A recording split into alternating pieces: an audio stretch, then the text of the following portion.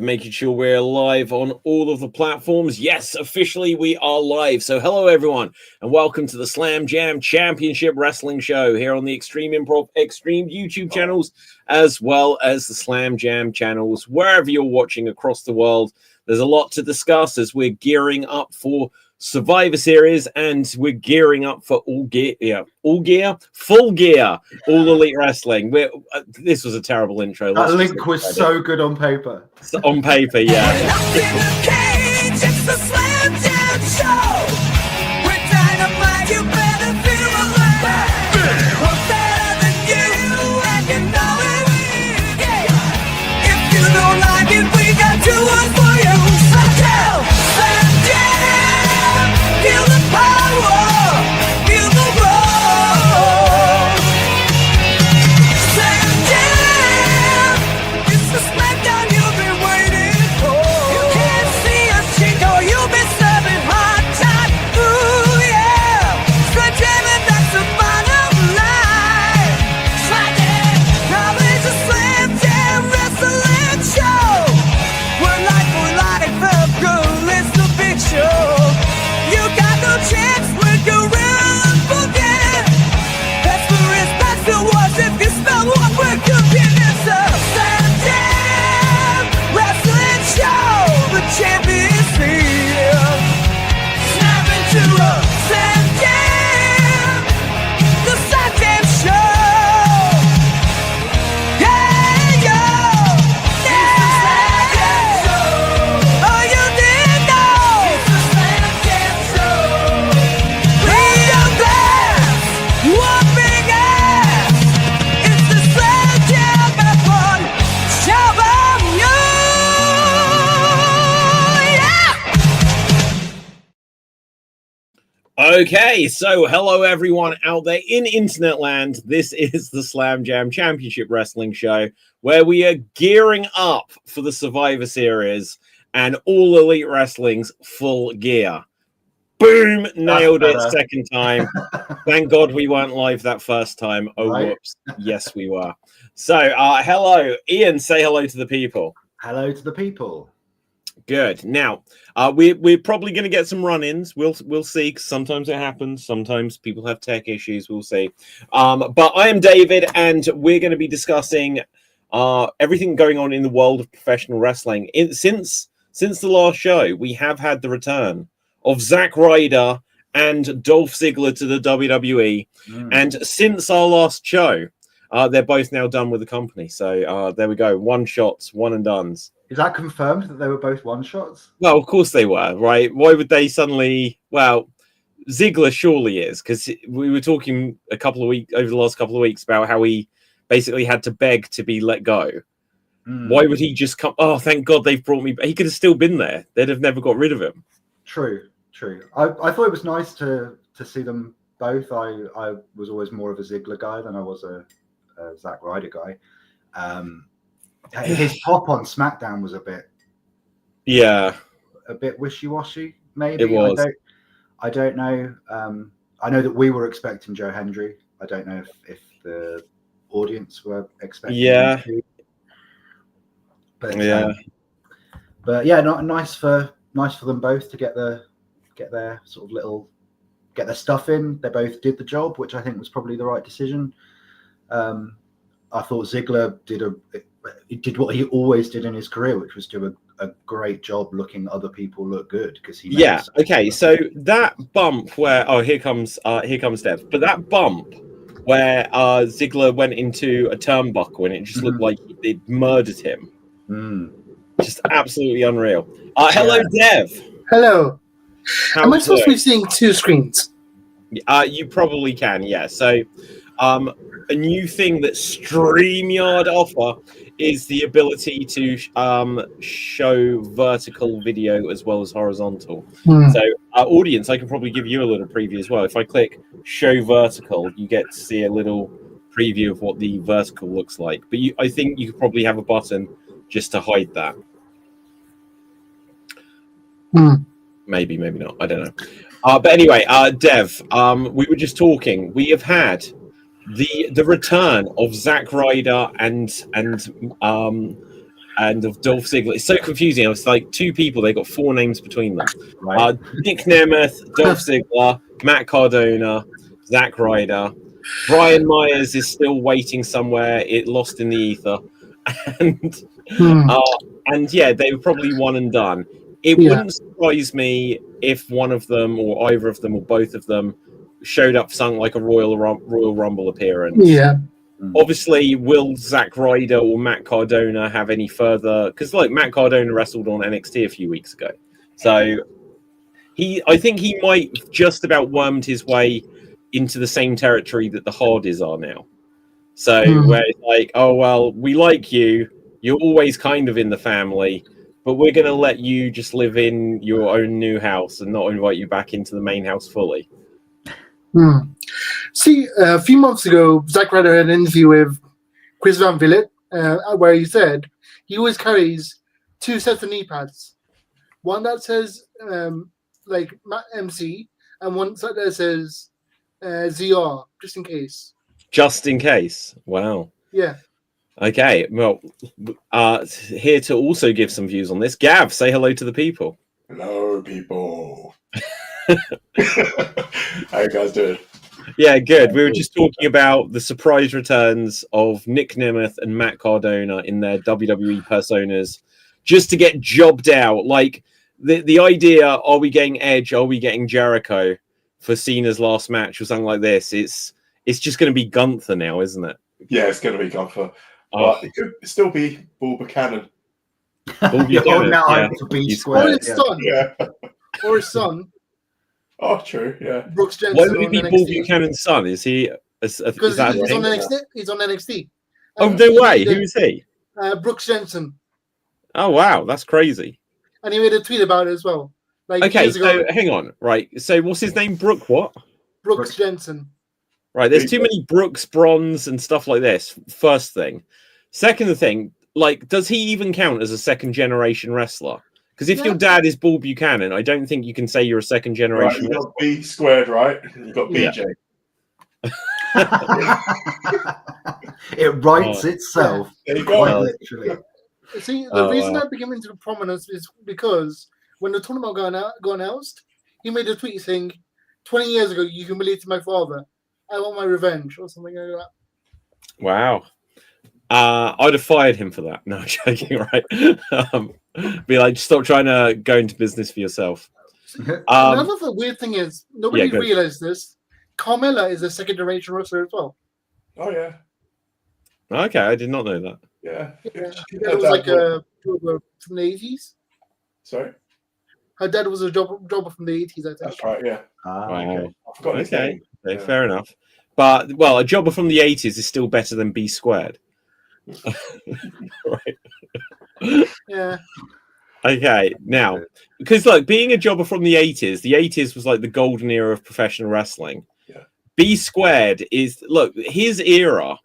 It's weird that the era that, you know, that came to prominence of John Cena and Batista and Randy Orton, when you look at the jobbers from that era, they are so, you know, they're not going to have a return. You're not going to have a return of Deuce and Domino or most of the guys that emerged in that era didn't actually have like a long lifespan.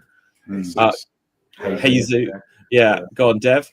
Well, I was saying that the 2002 OVW class was amazing.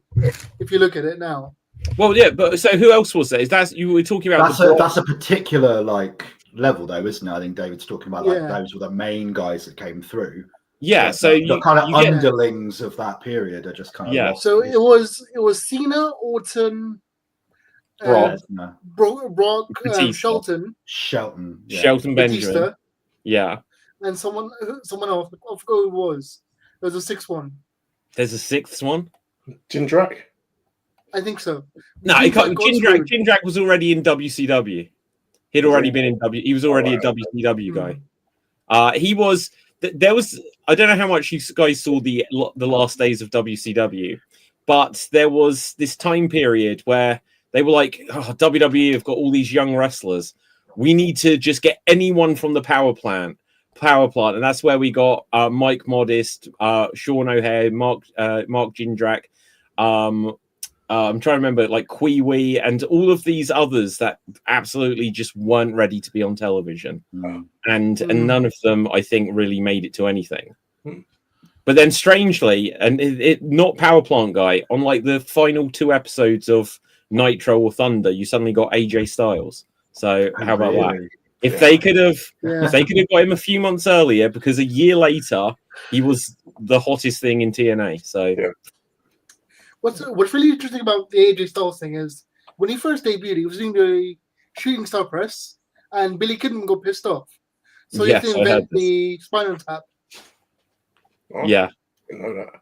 Yeah, I saw a thing about this quite recently, actually. So obviously, Billy Kidman, his finisher was the shooting star, and someone coming in from NWA Wildside taking his move. Obviously, AJ had no stroke to be able to say, I'm keeping this move.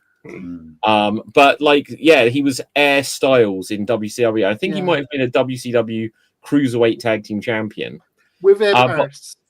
With Air Paris. And I think quite possibly on the last ever Nitro or no, it can't have been last Thunder. Thunder ended a few months earlier. So perhaps the last ever Nitro, they had the WCW debut of Christopher Daniels, where they were like, oh, this is a big signing of this indie guy that's got some hype. And because ECW had folded, Rob Van Dam didn't want to go to WWE. He was like, oh, I'm going to go to WCW. And WCW were this close to having AJ Styles and Rob Van Dam at the same time back then with Christopher Daniels. And there could have been some others. It was such a weird time period for ECW to fold like 2 months before WCW folded. And all of this talent that then went on to be huge in TNA were just about to emerge, but different times. Okay, Dev. So, funny story, at the very, very, very end of WCW, Road Dogg quit the WWE, right? Yes. He was like, fine, I'll go to WCW and get a job there. That'll bring me a lot of money. He goes there, I walk backstage and sees Shane, and then turns around and walks back out. That's funny. But yeah, I don't know if he quit. Wasn't he fired? Wasn't it like he was fired, yeah. Yeah. But anyway, right. So guys, let's come a little bit more to the present day. So we are a week away from Survivor Series. AEW Full Gear is tomorrow. So there's plenty to talk about. Mercedes Moné, let's just start here. She won the Ring of Honor Women's World title this week. I think she's now got 13 titles. Tomorrow she is going for the AEW Women's World title. There's part of me that thinks like, oh, what if she fails here to win this? But at the same time, I feel like, well, what if she does fail? It's like it feels like the only way this story can start to go anywhere is if she actually completes it.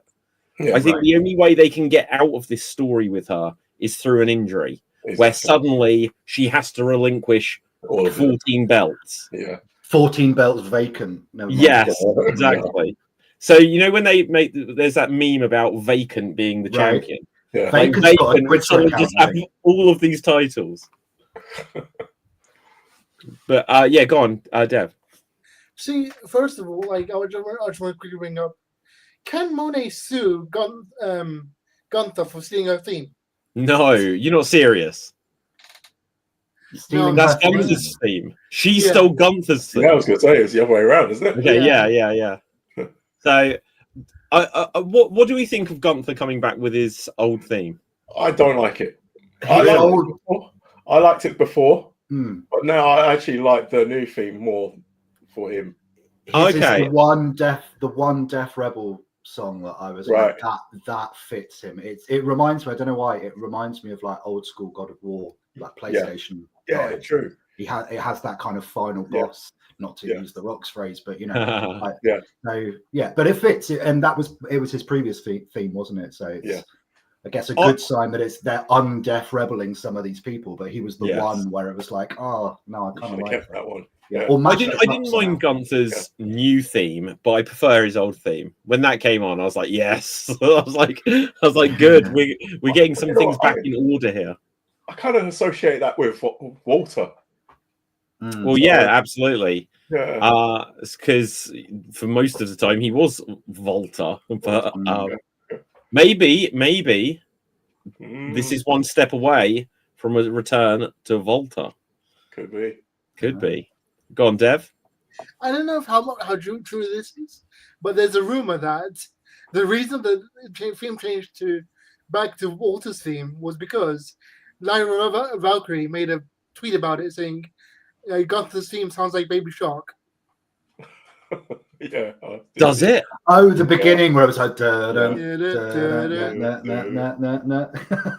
yeah. Okay, yeah, maybe. Well, hopefully that's not the reason. Hopefully it's that they're getting rid of this terrible music. Why can't they bring back Jim Johnson still just to do a few themes? Yes. Just even give just some, as a consultant, to help whoever the theme guys are. It just needs someone to say, "Hey, what's this wrestler's character? What's their personality?" And let's just hit a theme that's going to fit that. Does he want to come back though? That's the thing. I think so. He does. Maybe I think over the last 7-8 years, however long it's been, I've seen every clip I see of him is like, "Hey, I could do this," or I've tried to reach out, and for some reason, absolutely cold on him. They need him. Yeah. So from what I know, from what I know, is that when NXT first started, they needed too many themes for all the new wrestlers, right?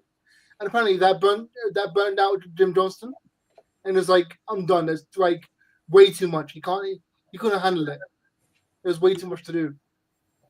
But he didn't quit. They got rid of him.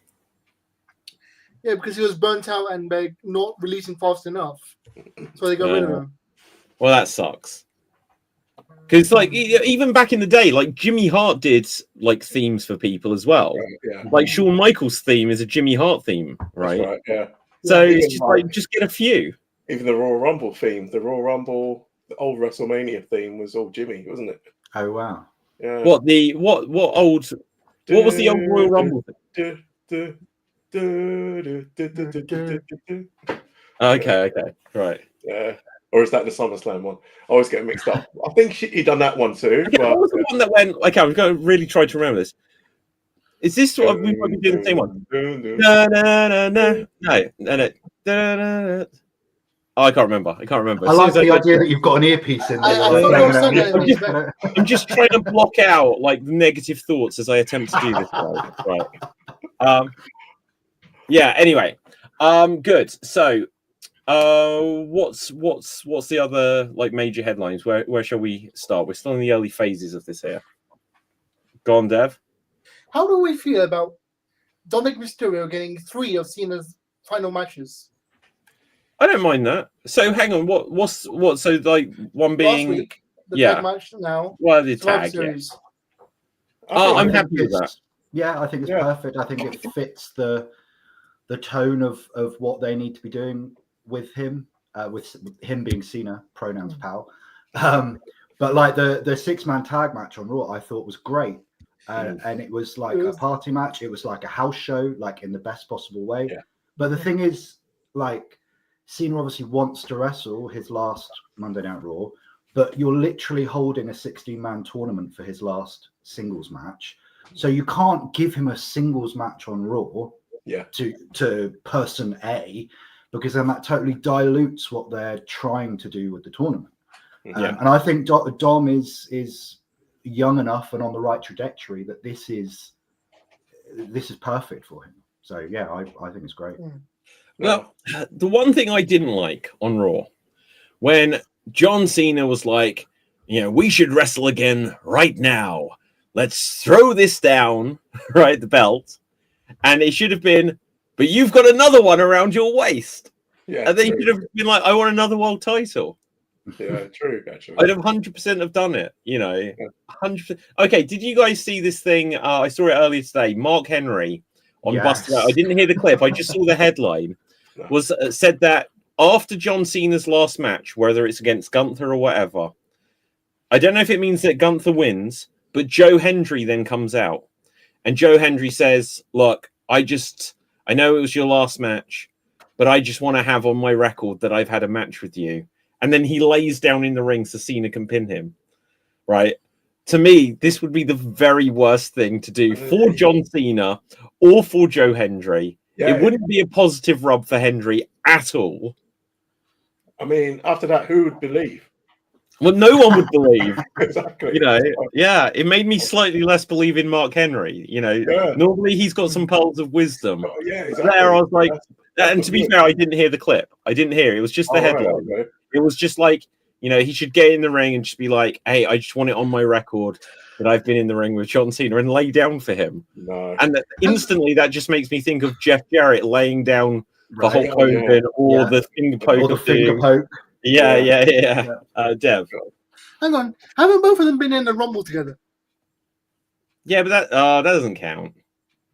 Did they actually cross paths in the Rumble? I don't think they might have done it. Yeah. Did they? They did. They did cross paths, because they had a whole moment, didn't they?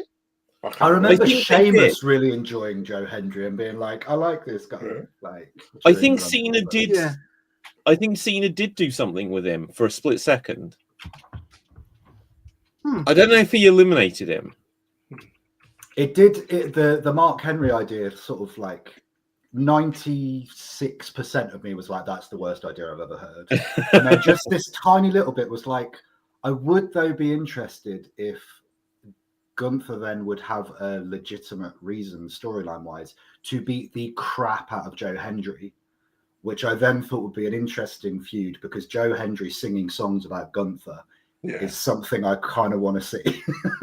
So that was the tiniest crumb of like, I'd like a Gunther Joe Hendry thing, but yeah, laying down for Cena after Gunther's already beaten him is. I don't want Gunther to have. I'd like Joe Hendry to face John Cena because it feels like there's a genuine. He wanted the match with Cena.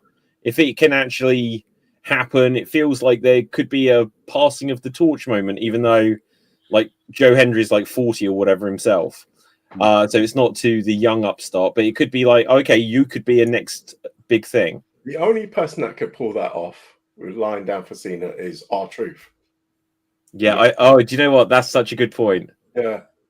Like, it's not going to hurt him, but like, because he's so goofy, you know. Well, speaking of goofy, they've been doing this whole thing on SmackDown with R-Truth's balls, right? Yeah. With my balls in the he isn't in the bloody tournament after all this. Like they're not even no. The bracket's complete now.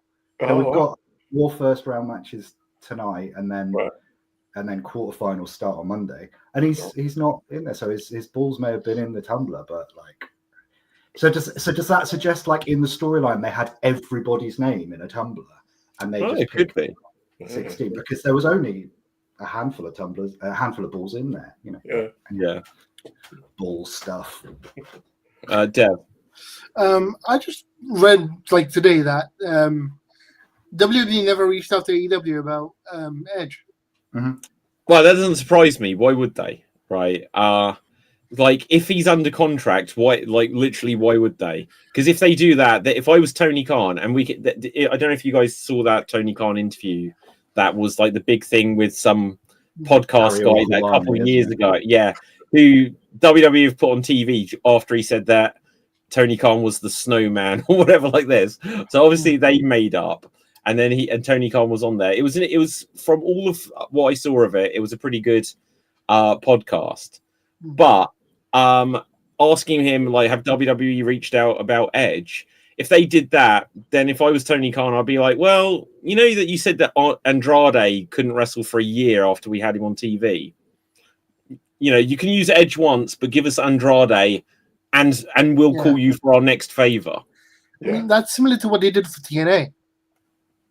What with Christian? Yeah. Like if. AEW, they let WWE have for like some anniversary show. Daniel Bryan send a message, Chris Jericho send a message. AEW got nothing back. Yeah, if I was AEW, I would be like, no. If Edge is under contract, I'd be like, why? Why would I do this? I was going to say, even Chris Jericho was on the Austin show, wasn't he? Yeah, exactly. Yeah. Like, and then WWE, you know, they have done the whole counter programming thing. I would not let them have Edge for what. Imagine if he got injured. It's like, that was his last match there or whatever. Dev. What's just interesting is that there was another retirement match with possibly one AEW person and one WWE person. They originally wanted a triple threat between Okada, Tanahashi, and Nakamura. Okay. And all three of them are going to retire. Yes. No, I'm joking. I don't mean that. WWE said no, basically. Like WWE really wanted to until Okada got involved. Well, see, yeah, again, because who's winning that?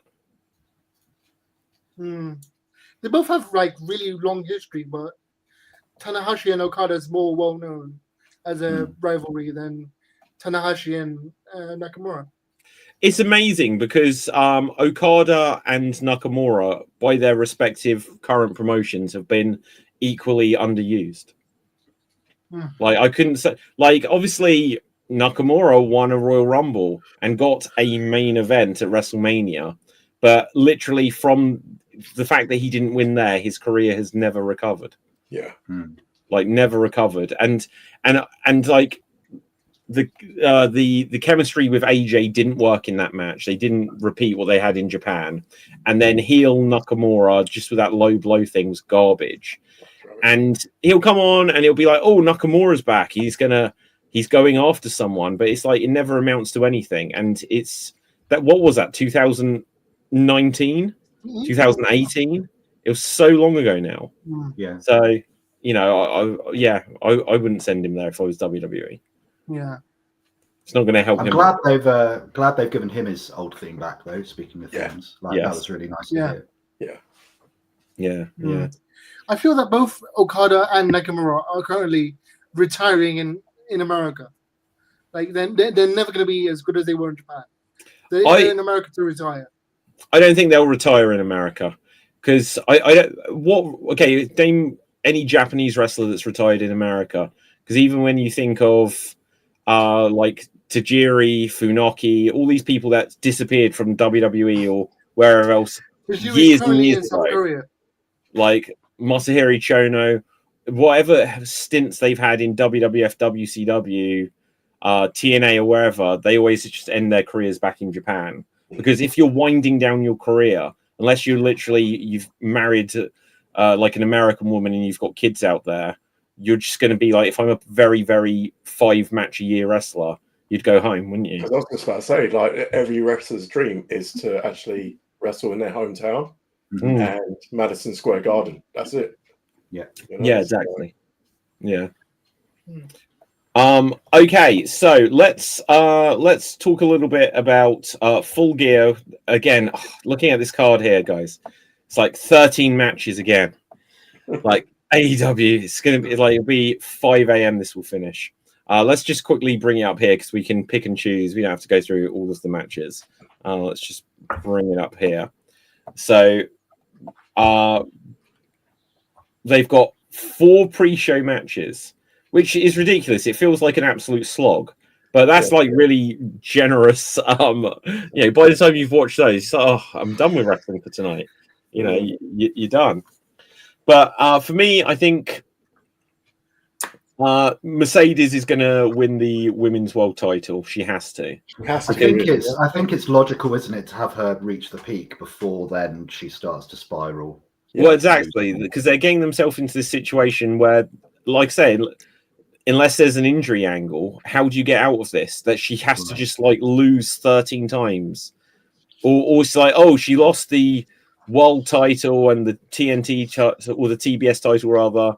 She lost the Ring of Honor title. Oh, she's still got the Princess Gold Super Japan Championship. It's like, what does that mean? What, is she going to be? That's not even a trophy to hold up anymore.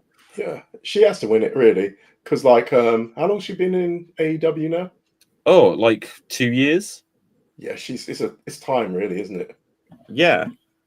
So you need to like, you got to benefit from her being in the company by now, really. Right. So and also her being the TBS champion and basically, I think she's undefeated. Am I right in that?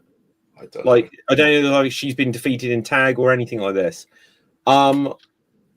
so her title, it's the same when Jade was the TBS champion.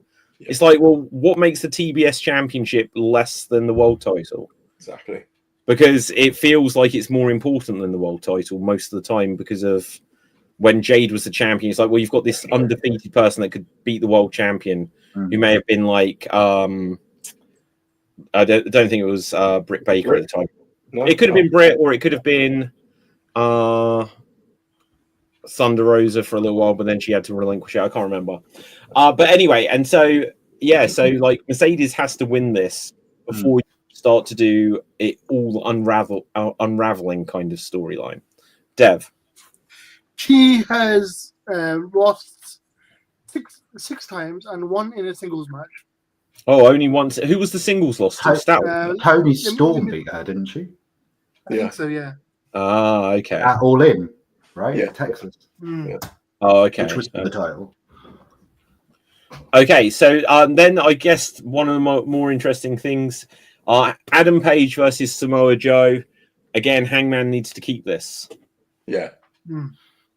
Like Joe, it almost feels a little bit surreal. Like the reason Joe was ever AEW World Champion is just because CM Punk left, and they needed someone to put it on at the time. Yeah. And so he had a short run where he beat MJF for it, didn't he? That's right. Yeah. They had to get out of that because he was injured.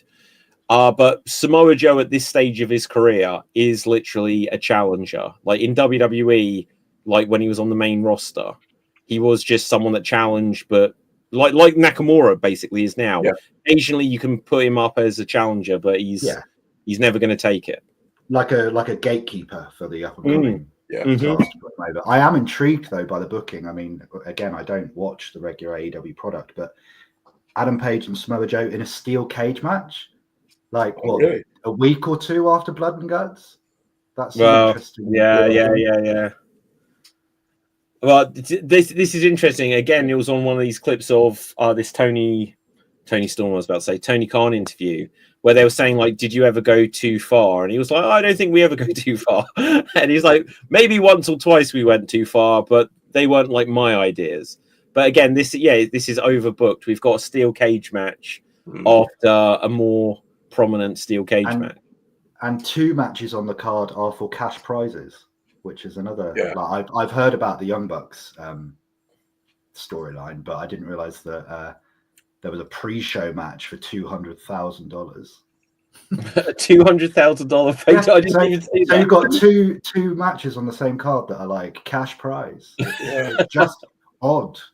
Unless, are they connected with the Young Bucks storyline in any way? I don't think that they are. But I don't think that they are either. Very weird. Yeah, that is odd. Let's see, anything else that jumps out there? Obviously, you do have this Young Bucks storyline still going on, which is just this long ongoing thing about the Young Bucks. Like, I didn't particularly like. I know why some people did like it, but when we had like Baron Corbin, where it's like, oh, he's meant to be poor. It's like, we know he's not poor. We just having these celebrities on TV each week, being like, oh, I've lost all my money, kind of thing. Doing it with the Young Bucks when they were the EVPs and everything, it's run its course ages ago. The only sort of AEW stuff that's permeated my kind of timeline over the past few months is Hangman Page winning the title, which looked incredible. But the only other stuff that's kind of seeped through my algorithm, if you like, is the Young Bucks stuff, where their entrances would be like glitched and they'd have no graphics, or it would be like, or it'd come up saying, insert talent name here. I thought it was great. Like I enjoyed that from a distance. Just didn't it come up that they were Generation Me? That was their yeah. That is something I really do like about AEW, is they will have these little references and things that you just feel like WWE would never do, little moments like that. Right, kind of cute creativity. Yeah. Dev. Of the 2005-ish Attitude Facts, they used to have every Holly entrance used to have a fun fact. And that's what they did with Hangman. Like every title thing where they showed his name, his nickname was different on every show. What, Adam Hangman Page? Yeah. Well, I think the famous one was that I've been drinking or something like this, right? Yeah. Yeah. No, I do like these little in jokes and stuff like that. Oh, hang on. Speaking of which, I should have probably put this under breaking news as well. Adam Cole, have you heard? Yes. No, Yeah. what? He's out completely. Yeah, he Well, might be retired. completely. Yeah, because of all the concussions and what he's been through. So He's not even flying right now. Is that No. right? Did I hear that right? Yeah. Like, Oh, he that's can't He's awful. not fly. well either, like at all. Man, I hadn't heard that. That sucks. yeah. So hopefully. Well, like, do you know what? I don't want him to wrestle again, and I don't mean that as a bad thing because I enjoyed him a lot. But if you've had like this level of stuff to come back from it, it sounds like a nice comeback story.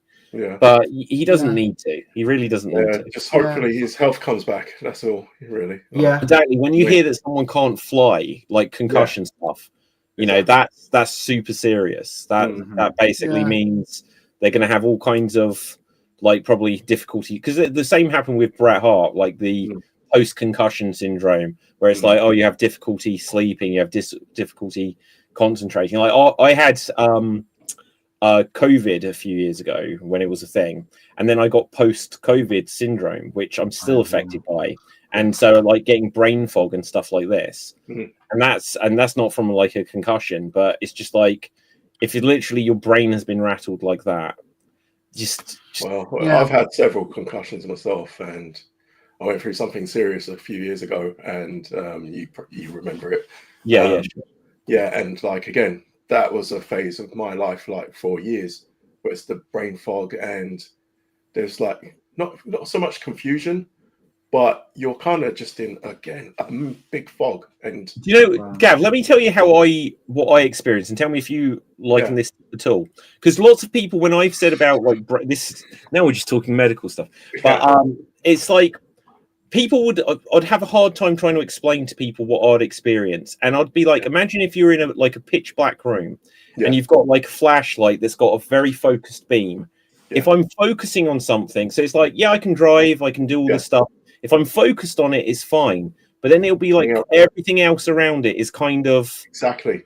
And so, like so many times on these shows, like with Extreme Improv or whatever, I'll be speaking to people, and thank God it says people's names here. So many times I'd look and I'd be like,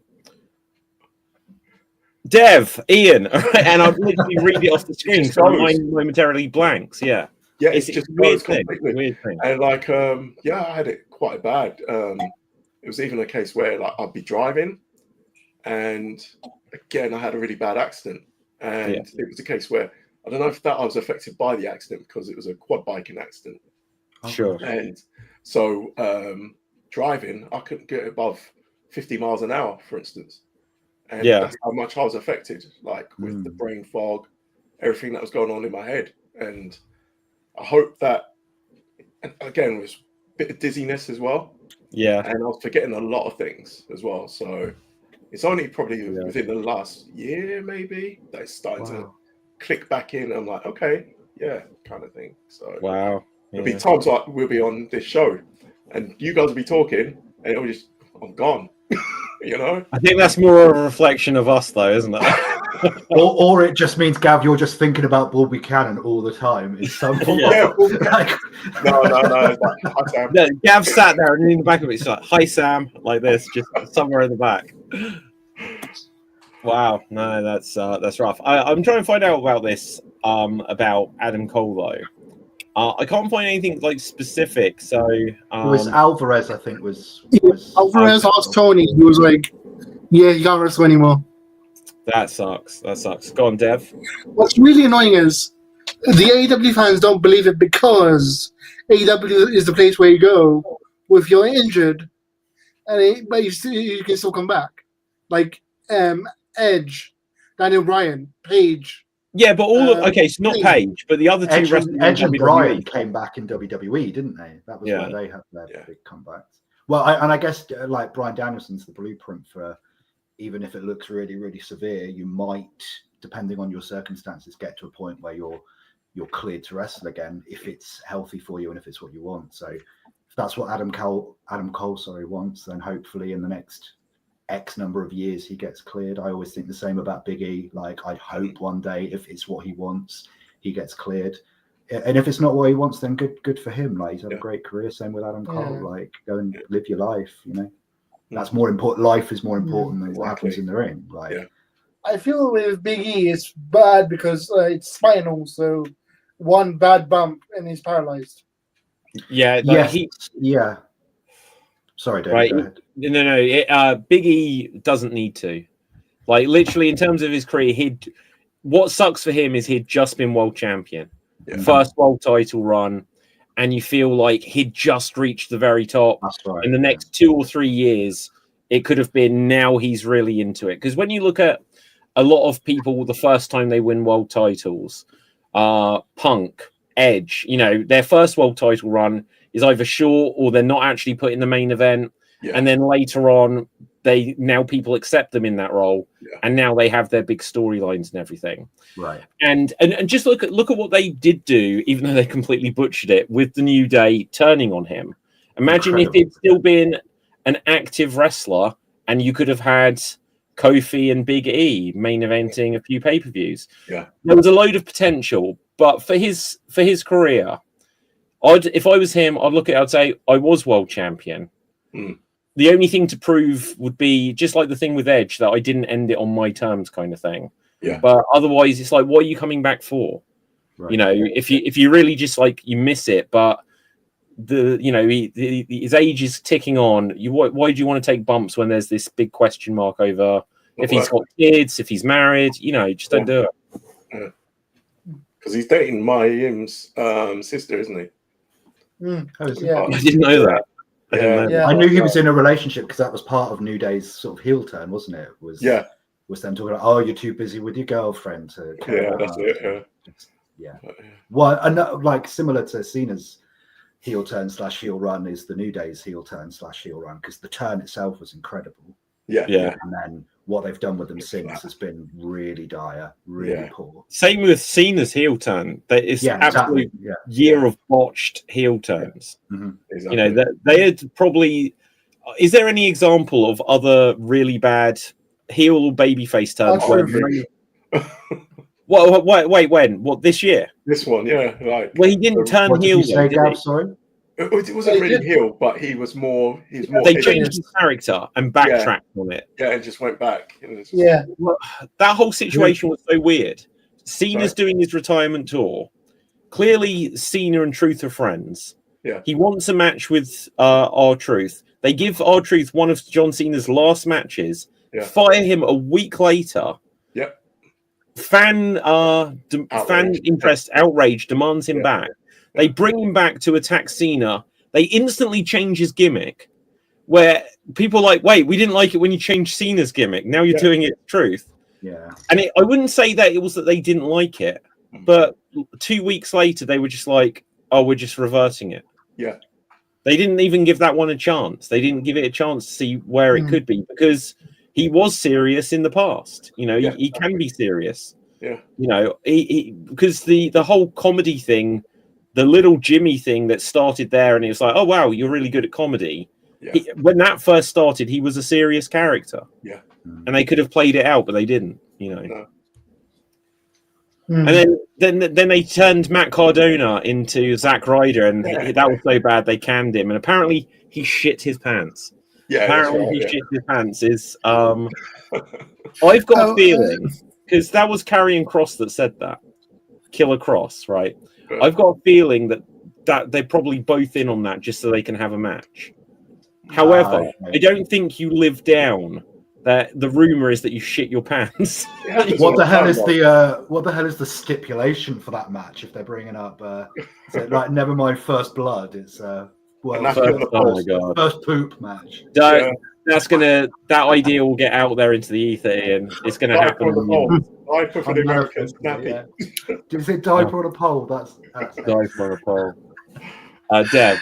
To be fair, both of them are in Manchester in February, so I could go ask them. Ask them. Because they're both there, so they're both there together at the convention. So I could literally be like, "What's up with this like poop thing?" It might happen. Dude Wipes have been sponsoring some matches, so maybe they're playing the long game. What the hell are Dude Wipes? Because wet wipes are too not manly enough, so they have to rebrand them. So now they're Dude Wipes. Yeah. There was I believe there was a Dude Wipes chant in one of the matches. Yeah. I can't remember when. But just like Monster releasing a female-only energy drink. Do you know, so often with Raw nowadays, just because it's like being busy, I'll have it on like whatever Netflix does, like 1.5 speed, and it'll be silent just because otherwise they sound like chipmunks. So I've been missing some of these sponsorships along the way. Well, the sponsorships, I don't know what happens on other people's feeds, but they just kind of mute them. Whenever they're talking about sponsorship stuff, they just mute them. Oh, wow. But obviously in the States, I guess they're still airing it. So you just will suddenly hear, it's usually Joe Tessitore that I notice it most of all, where you'll hear like, oh, coming up next, we've got da-da-da, and then just... It's just silence. Yeah. Silent. And then they come back in, oh, yeah, da-da-da. Yeah. My favorite sponsor would probably be when they had Final Fantasy X2 sponsoring SmackDown, and Cole and Taz had to talk about Tidus and Yuna from Final Fantasy for like a minute, and it was amazing. Wow. I've lost where I was going to go with anything next, guys. What else is on your mind? Oh, so we've got a new Intercontinental Women's Champion. Mm-hmm. That's worth talking about here, I think. Yeah. So the biggest point from it was AJ Lee, I think, but so for where that's leading. But I'm amazed. I thought Maxine Dupree, like, she's so much better. Like when she had a match a few weeks ago with Becky, it's like, okay, she's really improved. She's really improved, but I still think she's probably, if she's going to get to be really good, I think she's probably still a year away from it. Yeah, she's improved from like hopeless to something less than hopeless, which is good. Yeah. She deserves credit for it, but she's not on the same level as she's not the rest of the roster. Let's say that. It might come like with more reps anyway, like she'll improve with more. Yeah. But sometimes, this can sound bad, sometimes certain people just don't have it. Yeah. So Bull Buchanan. Even right. Even right. Bull Buchanan. The thing is, she's done so well. I'm really impressed with what she's done. And obviously she's been training with Natty and it's come across really well. Well, you think everything about Alpha Academy, Max she is literally a gender swapped LA Knight because he didn't want to do this shitty gimmick. Yeah. And again, like out of that, she's the thing at the moment. She's the only champion there. The others Otis is something of a joke. Yeah. He'll have a moment where he stares down. Okay, so Otis must look at what Bronson Reed is doing, thinking that I could have done that. I could have done that. I could have been in this gig, but they just had it, and he was Money in the Bank at one point, but they never made him a thing, wasn't it? Yeah. I think it made sense with the storyline for Maxine Dupree to win the title. Like, you can't have Becky be that much of an asshole and then not pay it off. And I think it will lead to better things. And I'd like to think that Becky Lynch and Jessica Carr will do something, even if it's just a 1 or 2 week little mini feud, because I've really enjoyed that. Becky Lynch on Twitter, since she lost the belt, has been she's been channeling Donald Trump with her tweets, and they've been excellent. In what way? I've missed this entirely. Gone full blown. I'm going to build a wall. Just talking about sleepy Adam Pearce, and how corrupt the WWE is, and lots of all caps tweeting, which has been great. Really, really good stuff. Okay, that is good. I like that. I have missed that, but yeah, that sounds good. Dev. Related to that part, actually, Adam Pearce just posted a screenshot of his phone with 200 missed calls from Becky Lynch. Yeah, I saw that. It's great. And regarding Maxine Dupree, recently she did I don't know if it was WWE or not, she did an interview where she confirmed that LA Knight is still her brother. Oh, really? He's just like Max is still my brother. He just has an injury and thinks his name is LA White. My family are worried about him. He won't even speak to us anymore. He won't even give me advice about the title match. We miss you, Max. Come back to us. Well, see, that's interesting because that's like genuinely quite good patter. That's quite good stuff, and that doesn't seem to come through on TV so much, like that much personality and stuff. So yeah. Interesting. Well, this is always the thing. There's so many of the wrestlers that have just got tons more personality than what they get the chance to show. And I say it almost every. Is a good example of that. Oh, I don't know if I agree with that. I can't stand Karrion Kross. Never could. And he seems like I saw a snippet of an interview with him a month ago, where I completely agree with him here. He said they wanted him to sign a deal, but when it came to like Scarlett, it's like, well, we'll do your deal first and then talk about hers.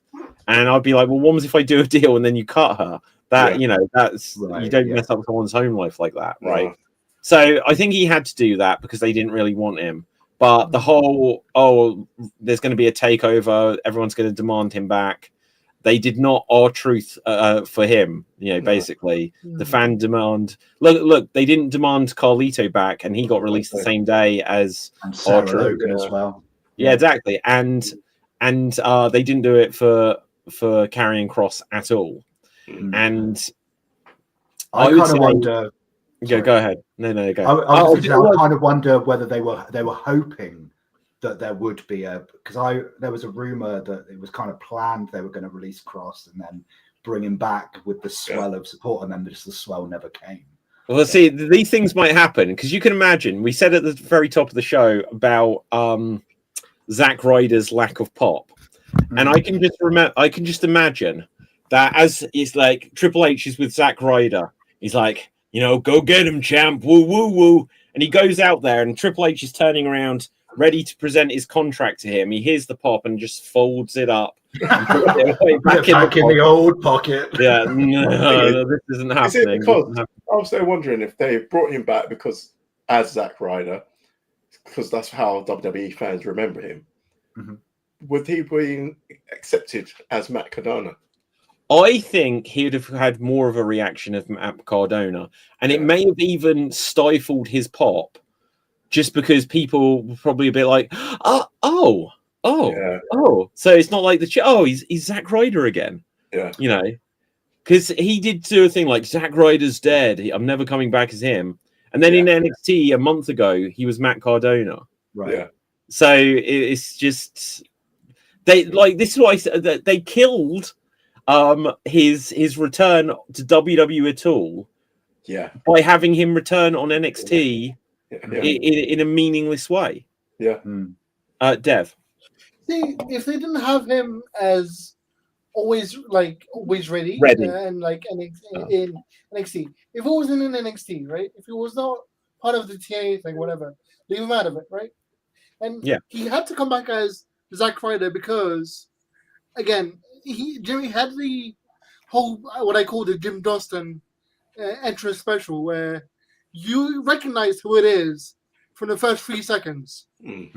So like glass breaks if you smell well, and like woo woo woo. If you hear woo woo woo, you know who it is.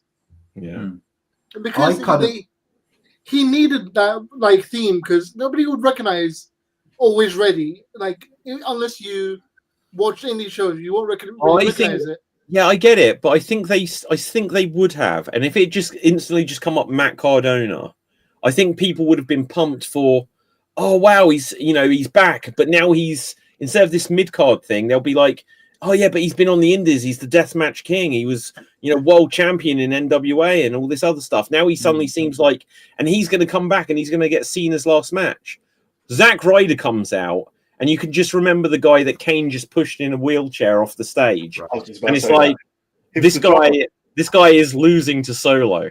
Exactly. Solo is killing this guy. Yeah. Because that's what I was going to say. Like, Zack Ryder is a jobber. Like, he wasn't... You compare him and Zack... I was going to say Zack Ryder. So Dolph Ziggler. Yeah. You compare the two of them, and, like, Dolph, like, his reaction, his pop was out there. It was really Yeah, I good. agree. And is it because Dolph is a 2-time world champ? Is it because of that there's more credence behind it? I think so. I think there's an MSG fact there as well, isn't there? Because that crowd were hot for the whole. That's a fair point as well. But with just to finish with the Zack Ryder stuff, like for me, I kind of thought it was nice, just because he's always struck me as someone who was like, WWE is my home. Like, and I would die for WWE. I would like go back there, and they wouldn't even have to pay me, and I would go back there. Yeah. So I received it personally as like he wanted to be Zack Ryder. Like that's like he's Matt Cardona now as a means to an end almost. Yeah. That end being I want to get home to WWE and Zack Ryder. But and plus his wife is there as well. So true. Yeah. You know. Yeah. Dev. So regarding Zack Ryder, he's actually said multiple times in like interviews and stuff, he would literally drop everything to do whatever WWE tells him to do. Like he'd go back to Zack Ryder, he'd go back to Matt Cardona. He didn't mind as long as he was back in WWE. That's what he said. He'd happily be Zack Ryder again for the rest of his life if he meant by going back to WWE. And like similar to that. The reason that, related to that, the reason that Dolph Ziggler had such a pop at MSG is because he kind of pushed for something. Because apparently the original plan was to announce him to be in a tournament. That's right. But he pushed to be surprise entrance instead. Saying it's MSG, I need to be a surprise. The pop will be amazing. And like, Panta was like, okay, fine. And that's why we had the massive pop in MSG because nobody expected it. Yeah. I'm trying to fact check something which might be a bogus headline here. I don't know if this is a shitty account, but it says parody account. This can't be real. No, I'm not going to bother with it. No, I'm not going to get into that if it's just trash. I'll try to fact check it, but I think it's trash. Okay, so we are just like a week and a half away from Survivor Series, guys. And so, is this the biggest War Games match of all time? It's the most boring War Games match. Second biggest. If you ask me. You know, well, in terms of star power, like realistically, you've got one. Like everyone feels like a main eventer. Obviously, Bron Breakker isn't like Bron Breakker and Bronson Reed are on the verge. You know, they're on the verge. They're just below that Big E spot that I said earlier. They could win a world title now, and it probably wouldn't set the world on fire. But then they'd be established in that position. They're just below it currently. Right, and they're being presented as such. They are being presented as main event talent, whether they are yet or not. That's their absolutely. And then on the other side, you've got Jimmy Uso, who is the Jannetty of the Usos. But other than that, everyone is, even Logan Paul is like a big star main eventer. So you've got Cody, Punk, and Roman on one team, and Jay, I guess, right? World champion this year. And then you've got Drew and Brock and Logan Paul, I guess, on the other one. So it's a lot of main event talent going into this. Who's going over? Well, I know who's going under, and that's Jimmy Uso. he's eating this pin so hard, right? Dev, I keep joking that the star power of the heel team is so low because. Solo's not in this match. I was going to say, I thought he wasn't in it. Even though Brock is a huge star, the rest of them having negative star power kind of balances it out. Yeah. Okay, just very quickly on Solo, right? He must go to the locker room each week and look at his bunch of goons in this stupid face paint and be like, because of you, I missed out on War Games this year. You know, this shitty group that just... feels like it's, do you think it's okay, David?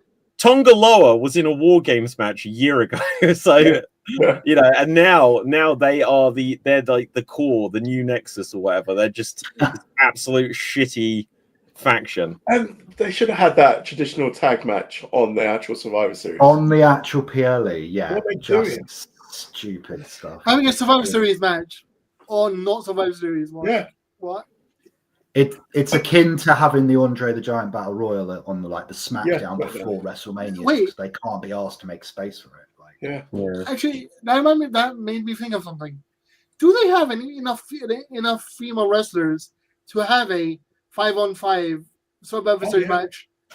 In addition to the War Games. Of course they do, because they do the Royal Rumble, don't they? Yeah, exactly. Yeah. They just have to occasionally bring in someone from NXT. No matter who would for example, for this Survivor Series right now, which 5 could they have? Which 10 could they bring in? Well, Bayley and Lyra. In addition to the women's War Game match, you mean? So you're saying take those 10 out? No, have another match with 10 more in. You got Bayley, Lyra. Yeah. You got Julia and Kiana on the heel side. Yeah. So that's and obviously look already so far. You've got Nikki Bella and Stephanie Vicaire who've got a singles match on the card. Mm-hmm. Me and you. I'm sure you could still do this.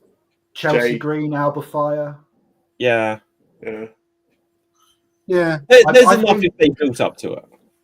I think the women's War Games match, to shift to that briefly, I think is much more intriguing than the men's. Yeah. Oh yeah, match. It's such a better built story that feels right for this event. I just keep looking at the men's War Games, just going, "What are you all doing here? You know what you're here because it's November, and we'd better book a War Games match." So here they are. And what I'm looking forward to the most out of all this, it's I'm really intrigued to see Brock versus Roman. I just don't know what's going to happen. Well, that'll be interesting. So, please tell me you're joking. Are we getting Brock versus Roman at WrestleMania? Is that where this is leading to? The only thing I want Brock to do, the only thing I want to actually watch that man do is put Gunther over, or put Obafemi over, or both, and then piss off. I think all the controversy aside, I'm so bored of Brock Lesnar. It does less than nothing for me. There's a few people he can put over, but if you took Brock Lesnar just as I'm going to put people over machine, it would destroy his mystique anyway. So he still needs to win, but he needs to have a match with Gunther. I agree. He should definitely put over Bron Breakker. Thank you. There you go. Yeah. Bron Breakker. Now they can't have the Vision. The Vision have become the new Judgment Day, where Edge was the leader. Has someone having an ultrasound in the background? Someone's yeah, there is a weird sound, right? So Edge was the leader of the Judgment Day, and then a month later they all turned on him, and now the same has happened to Seth. So they can't suddenly have Bron Breakker turn on Brock by WrestleMania. By WrestleMania, they could find their way to Brock versus Gunther. It doesn't feel like that's what they're going to do, because it feels like what they're doing at Survivor Series here, they're going to pair up these people. So you'll either have Roman versus Brock, you'll have Brock versus Cody again, they could do, because that was that last match there. You could have Brock versus Punk, and once again it's going to be with a Paul Heyman on a pole match. But there's not tons that I think you can do with Brock in terms of who he could actually have he could try to have another feud somewhere down the line with Drew McIntyre, because obviously the match they had at Mania where he put McIntyre over was Brock saying, "Hey, I heard there's a virus out there. I'm giving you 4 minutes and I'm leaving," and that was it. Yeah. No one. There's a virus, and then go to my farm. And look, Roman at the time as well was in the same position, but obviously it's because his health stuff. He was immunocompromised. So he was like, "I'm bailing on this," and that's why Braun Strowman became world champion. Where the hell's Randy Orton? That's a good question. Where is Randy Orton at the moment? Apparently he was at Disneyland recently, but that's what I know. That's nice for him. Well, he kind of fits into the Cody Drew element of the feud, so you'd think that Jimmy Uso spot could be. I was just about to say. Okay, so yeah, do you know I was going to say this earlier. I think there's a mindset here that something's going to happen and Jimmy Uso is beaten up, and there's going to be an open spot. Now, I was thinking, could that be John Cena? Because do you remember when Randy Orton was that? Oh, we don't know who the last man is going to be in the War Games 2 years ago, and Orton came out. Yeah. What if John Cena loses the Intercontinental title back to Dom? You know, and like Jimmy Uso's beaten up, and they even show Randy Orton backstage, and we think, oh, Orton did this last time, but then John Cena comes out to help save the day. It'll be his first and only War Games match. Yeah, exactly. So, that'd be interesting. No, I like before they put the Survivor Series rematch, the rumor that Cena was supposed to be the fifth man in the face team for Survivor Series. Well, it doesn't surprise me. Instead of Jimmy. Well, the whole way they added Jimmy to the match was just so weird, because on Raw you had like Cody and Punk like being standing tall, and then on SmackDown, and Jay, on Raw as well, and then on SmackDown, Jimmy's just there backstage and goes, "Oh yeah, I phoned Punk and he says it's fine." So, it's just like so weak. Weak is the word, Gav. Absolutely. Well, do you know what? Look, speaking of like R-Truth earlier with this storyline, we finally have discovered who Little Jimmy is. You know, it is Little Jimmy. It's not Big Jim. It turns out it was Little Jimmy the whole time. And it's just like, oh, we've got to bring along him as well. You know, Dev. So the one thing I don't get is what I just realized as well. Why are my fungible tokens, which is what I call the Solo Sikoa team, right? Why are they facing random select instead of the Wyatt Six? Sorry? Why are they facing a random team instead of the Wyatts? Okay, so what is the random team? It's Sami Zayn and a collection of Shinsuke and the Machine Guns and Ray Phoenix. Yeah, Ray Phoenix. Oh, right. Okay. So, yeah, but they had been teasing, because they had a face-off in the ring, didn't they, with the Wyatts that how inexplicably loved. So you'd think they're leading to something, and that you've still got little Wyatt teases in the background of all that. Right. So maybe are they going to hold that until Mania? Like, nah, that can't last. No. Yeah. Well, okay. So, what was the thing going on with? So IRS. He's been of really poor health. He had a heart issue, and he was in not hospice, but like that was rumored, and then they were like, "Oh, it's not quite so bad." So there was stuff saying, "Is Bo Dallas sort of half taking a step back, again taking care of family?" Because he seems to be off screen for a few weeks, but I think the most recent SmackDown, he was kind of hanging around in the backstage whilst they were talking about the 5 and 5. Yeah. So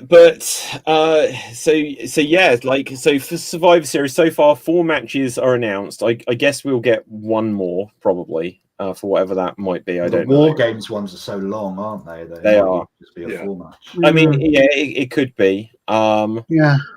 Cena versus Mysterio. Everyone obviously is set up that Mysterio is going to win this.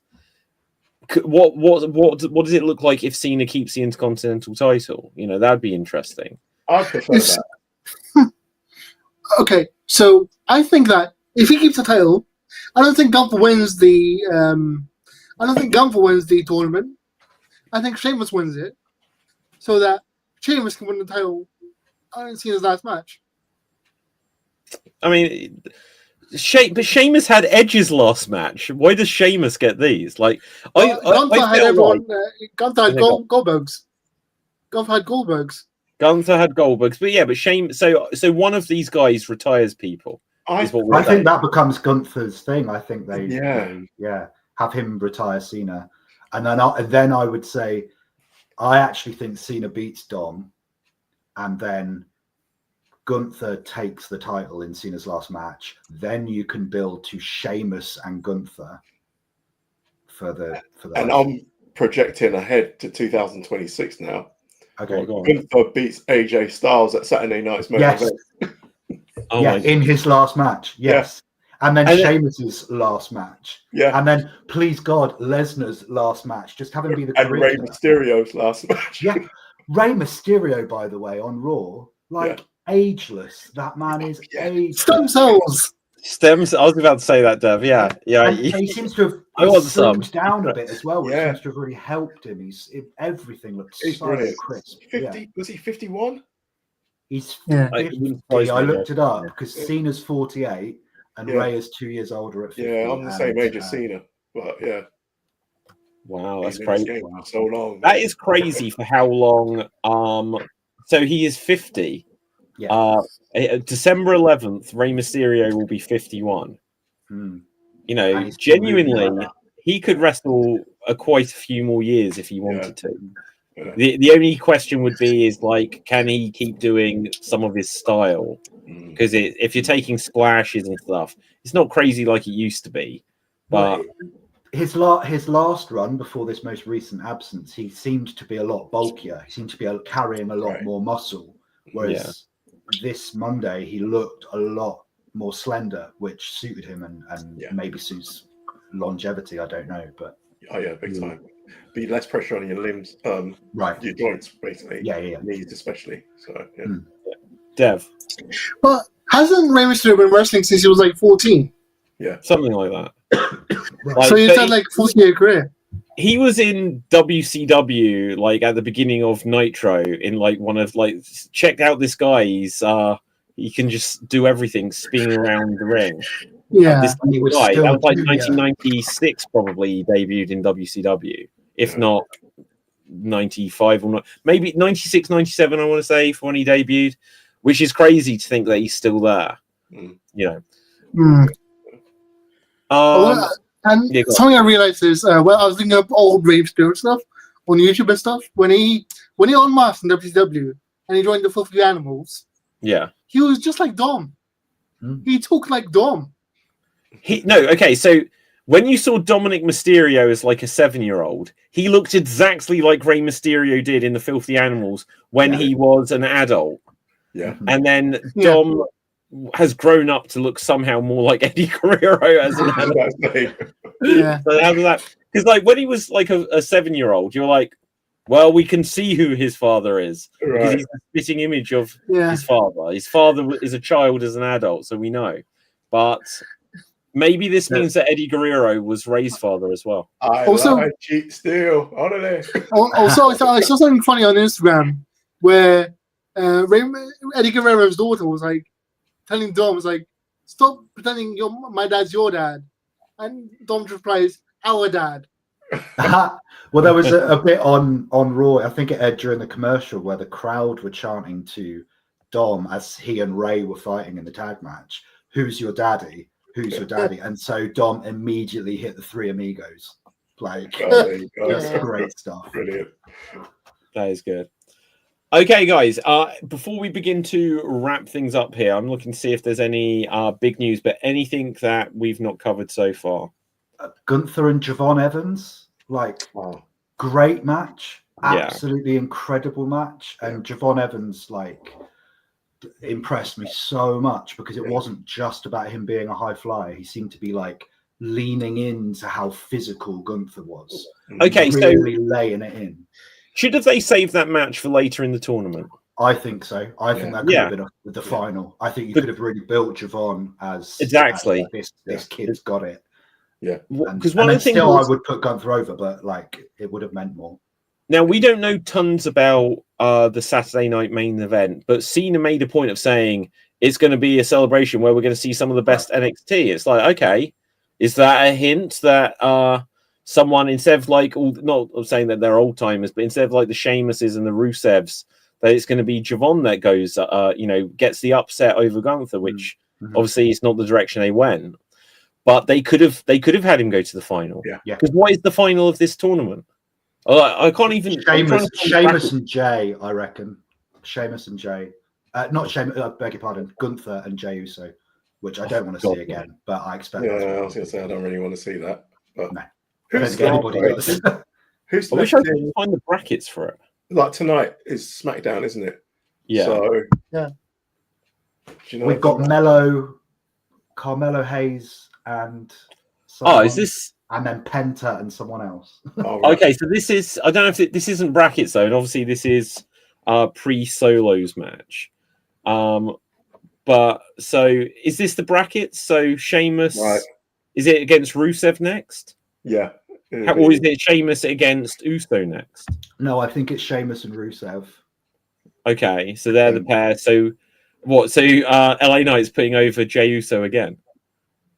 Ooh. For God's sake. Gunther and Solo, have they ever wrestled before? That'll be an interesting match. That'll be different. Yeah, it will be different. I think that's an interesting pairing, really. Yeah. Who do you reckon? Yeah, I don't know whether they. Sorry, go ahead, Gav. Oh, sorry. I was just there thinking the other one will be Braun versus Penta, right? So, yeah. Or Braun versus whoever was between.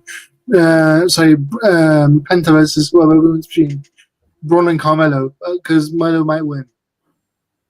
So I think Melo will win because the babyface War Games team will do something, or there'll be some War Games. Yeah.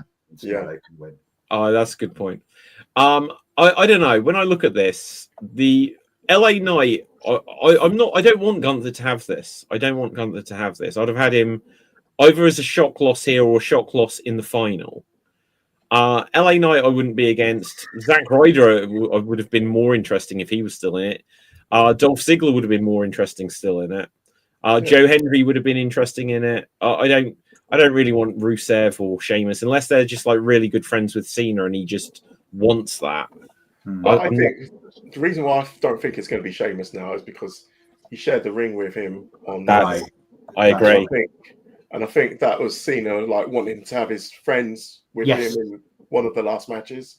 That's a lovely moment for Sheamus to be like, no, you get in the middle. You get in the middle. Right, exactly. Because Sheamus has been in such a weird place for literally years now. Yeah. Because he's a multi-time world champion and it doesn't feel like he's a contender in that realm in the main event at all. Yeah. He's not even in this spot where, occasionally we'll give him a world title shot and you might think, he's back in the picture. Like they do with Big Show every so often. Yeah. You know, that kind of thing. It just feels like he's completely out the conversation. And yet, he still does have bangers, here and there. Yeah. I think him getting the IC title eventually and becoming another Grand Slam champion will be a nice sort of bow on his career. And then he can have his bangers. Almost like they're doing with Ilya Dragunov with the US title. I could see Sheamus doing that with the Intercontinental and just literally calling it banger after banger. The banger after banger series. I like it. His finish. What, Sheamus? Ilya. Yeah. It's a 5-knuckle shuffle. It's weird. Like, isn't it? Oh, okay. I know that there was a guy in the UFC that actually used to finish his fights like that. But I thought that was an illegal blow. Then again, wrestling's changed a lot because you wasn't. It's a hammer fist, isn't it? Sorry. It's a hammer fist. Yeah. Like beforehand, that would have been outlawed in wrestling, wouldn't it? But yeah, because they quite often the refs would be like, "Open your fist up," sort of thing, wouldn't they? Yeah. Like, but then when I look at it and I say that, I just thought of the Big Show knocking people out. So, right. I guess, yeah. Well, it's quite a few. Like, so Big Show would do a punch. For like a few people have had like a heart. Logan Paul. Yeah.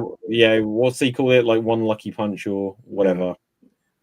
The thing with Dragunov that gets me at the moment is that the Open Challenge is great. I love them showcasing mid-card titles. But in this storyline he's doing with Ciampa, like, Dragunov is the heel. He is being the heel. Because he's like, no, I'm not going to give you... It's an open challenge, mate. Stuck in like, if you came out first, that's the challenge, right? Exactly. And so it's another weird incident of... But I just see him as a heel anyway. I see Dragunov. It does definitely fit that vibe more. Yeah.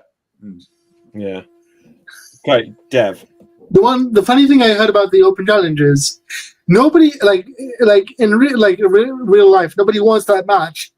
Like nobody wants to answer that match in real life because it hurts. Apparently, wrestling Dragunov is really, really tiring because it goes too hard. Yeah. and scary with some of the moves that he's pulling off. Like I was like with that match with Frazier.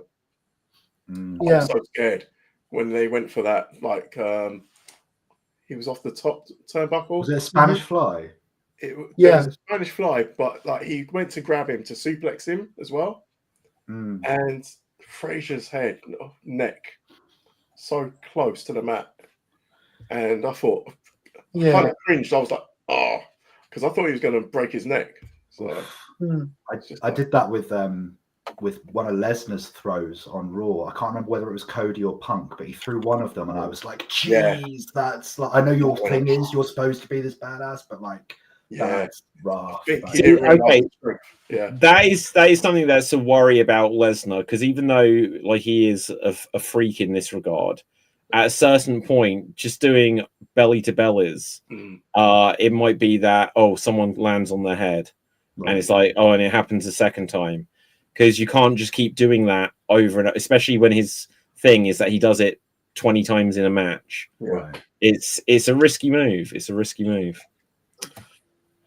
Okay, Dev, we'll come to you and then we will begin to wrap up. Can't find any breaking news. With the like Lesnar and suplex thing, it's basically the WWE have a rule where you have to land a move 100 times without injuring anyone, and if you can do it like safely, that you do it forever. So because Lesnar has done it so often, he's not very likely to mess it up, as opposed to Rich Holland or someone else.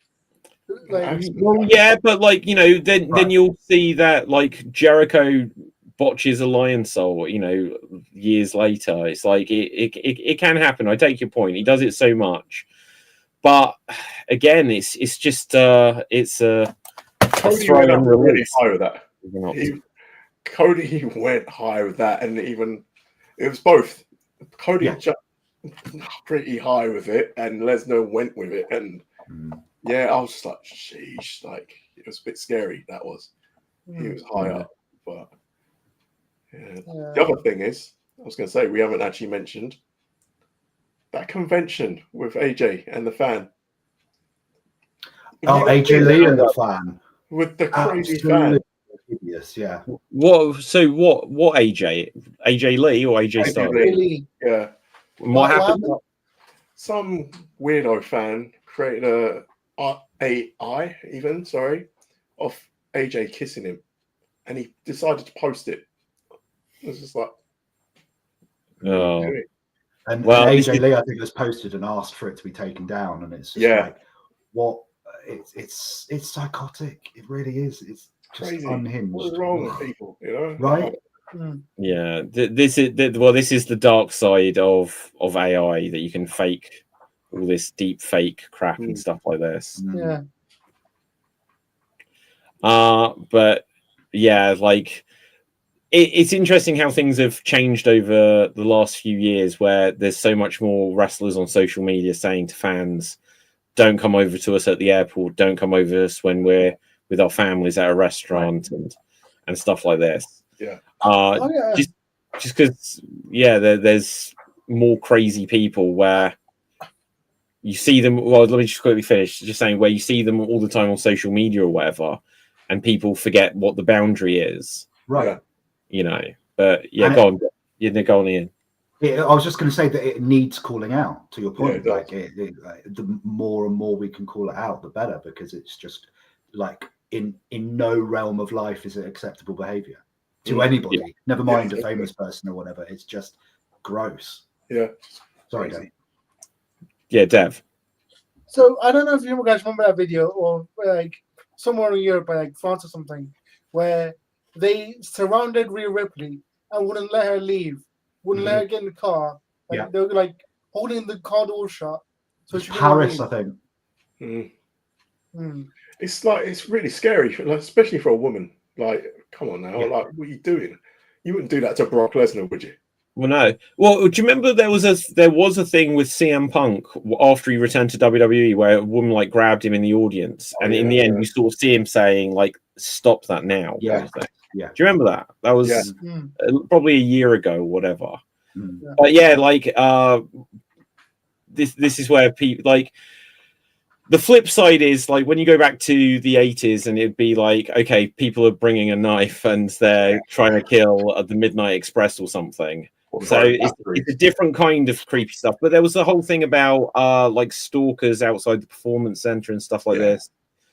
I don't know how you get rid of weirdos because there are weirdos, you know. But WWE does need to think about one, security, and two, like the online stuff. Yeah. Just like, well, what can you do about this? And it's like, if stuff's copyright, like even when I'm like screen sharing anything on the show, I'm like, WWE or AEW is just going to automatically flag something. So they just need things like this where they have a team that, rather than put it on social media, AJ could just say to the WWE lawyers, the lawyer team, who just put a takedown thing on it. But right, anyway, guys, on this note, let's find out where we can find everyone on social media. Hopefully I'll be watching Full Gear tomorrow, so we can have any thoughts on that. If not, we'll go over some of the highlights and stuff. Sorry, Full Gear. Yeah, it's this weekend. I think it's tomorrow. I know normally it's a Sunday for AEW, but if it's AEW super flips back and forth. Sometimes it's been a Saturday. What date is it today? It's the 21st. So yeah, it's the 22nd is tomorrow. Oh, cool. I might watch it then. Yeah, so I prefer when it's on a Saturday because then you know it's not going into a Monday morning. So yeah, exactly. You know, so Full Gear is tomorrow. Survivor Series is a week from now, and we're less than a month away from John Cena's retirement. So it's a busy old time with big shows. Yeah, and yeah, let's find out. Dev, where can the people find you? You can find me on TikTok and Twitch on the name F2UDAT. Okay.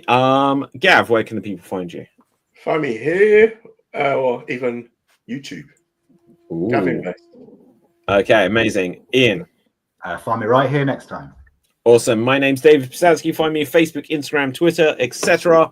At David Pistansky and all things Slam Jam Wrestling Show related. So until next time, keep smashing that subscribe button, you Slam Jam bronies. And boom, we are off the air. Woo, woo, woo. You know it. You know it.